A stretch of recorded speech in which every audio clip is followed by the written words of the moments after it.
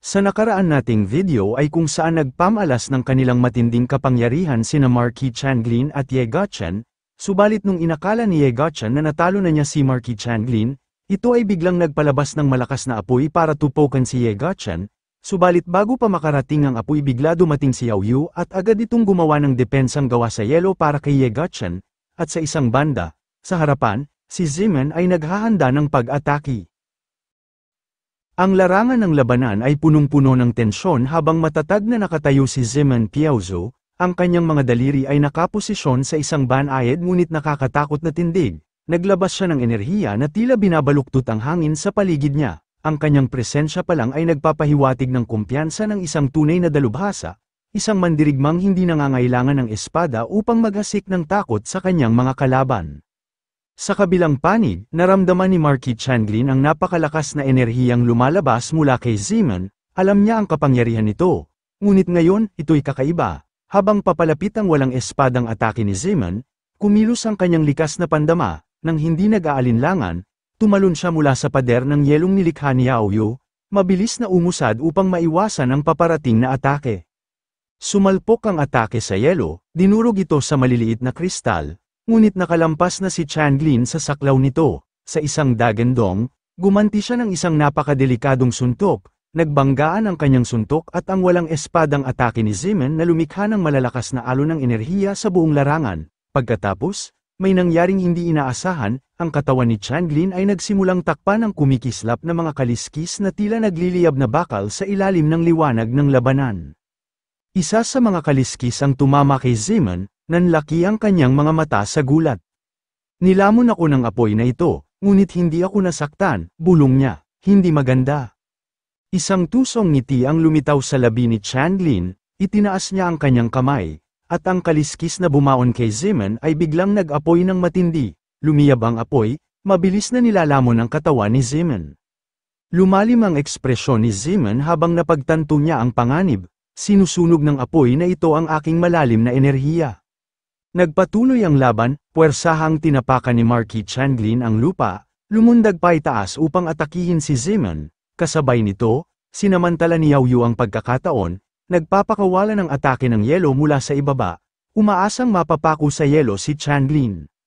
Sa isang napakalakas na pagbagsak, lumapag si Changlin, yumanig ang lupa, sa isang kisap mata, binaling niya ang pansin kay Yao Yu, mabilis na lumapit sa kanya, bago pa makakilo si Yao Yu, isang matinding suntok ang tumama sa kanyang tiyan, napaatras si Yao Yu, nanginginig sa sakit, ngunit hindi bumagsak.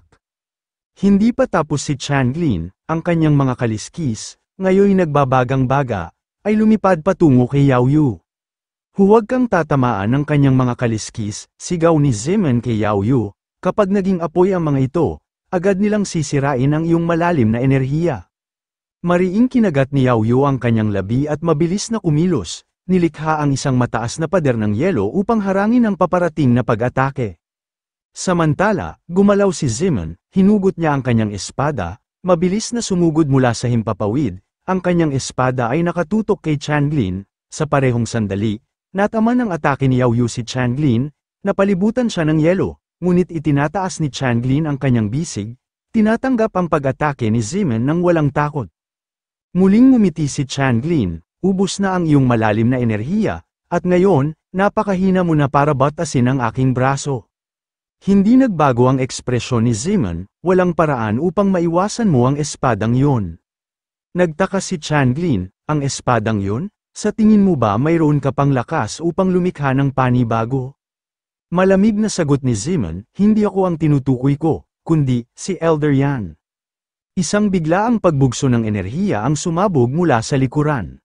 Si Yan Sishan, ang kanyang espada ay kumikinang sa isang nakakasilaw na liwanag, naghanda ng kanyang atake, hindi pa nakakilo si Changlin nang tamaan siya ng pag-atake ni Yan, ang kanyang katawan, na dating pinagmamalaki ang matitibay na kaliskis, ay unti-unting natunaw, at ang kanyang ilalim na bahagi ay naging isang hubad na kalansay, isang nakakakilabot na sigaw ang bumasag sa hangin, habang ang kanyang kapangyarihan ay ganap na naglaho sa larangan ng labanan.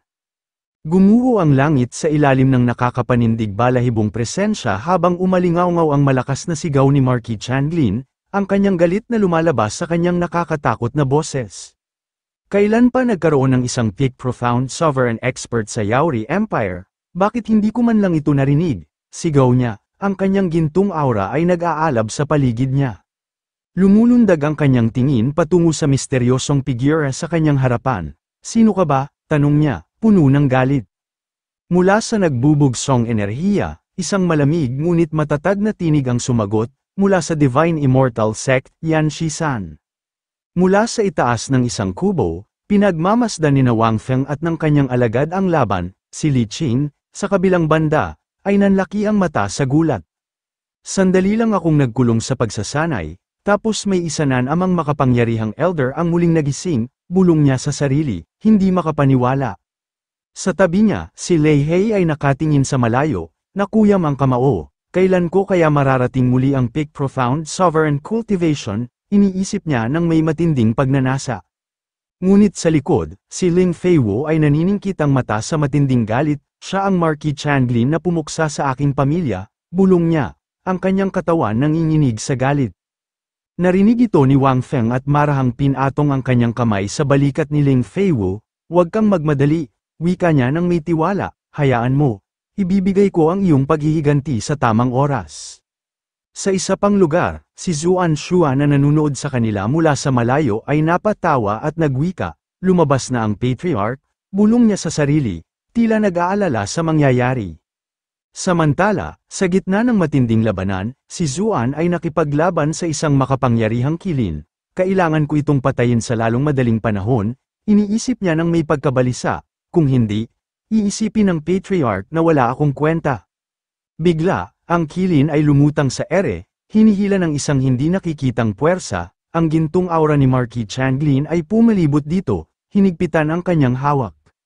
Sa malamig at matigas na tinig, sinabi niya, kaibigan, upang maghiganti para sa aking anak ngayon.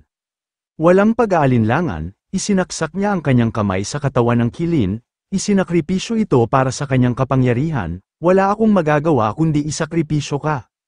Isang nakakayanig na enerhiya ang bumalat kay Marquis Changlin, ang kanyang katawan ay sumailalim sa isang halimaw na transformasyon, mula sa malayo, napailing si Wang Feng, ano ba yan, akala mo naman isa kang Super Saiyan X na bigla na lang nagbabago ng anyo, kung ako ang gumuguhit ng comics, siguradong sasabihin ng mga mambabasa na dinadrag ang kwento. Nagyugyugan ang kalangitan habang sumugod si Yan Shisan, ang kanyang aura ay parang isang unos na puno ng kamatayan, ang kanyang espada ay kumikislap sa liwanag ng buwan habang inihanda niya ang kanyang malakas na atake laban sa bagong anyong Marquis Changlin.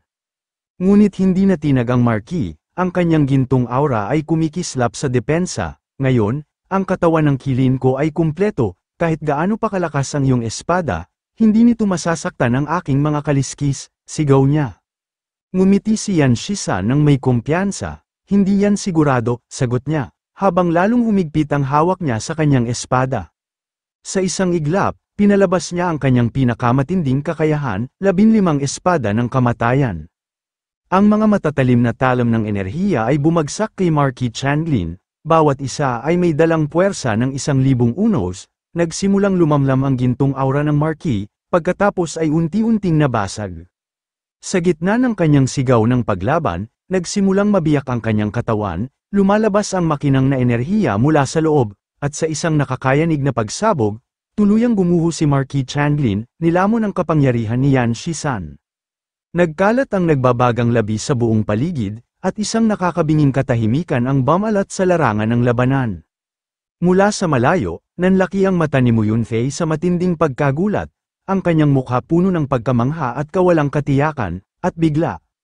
Mensahe ng sistema, binabati kita, host, natuklasan mo ang isang napakalakas na demonyo, naningkit ang mata ni Wang Feng habang tinitignan si Mu Yunfei, siya lang ang bagong mukha sa paligid, at sobrang bata pa niya, pero nasa nobility realm na, mukhang siya nga ang top-notch demon, na natiling tahimik ang paligid, ngunit ang bagyong hatid ng kapalaran at kapangyarihan ay nagsisimula pa lamang.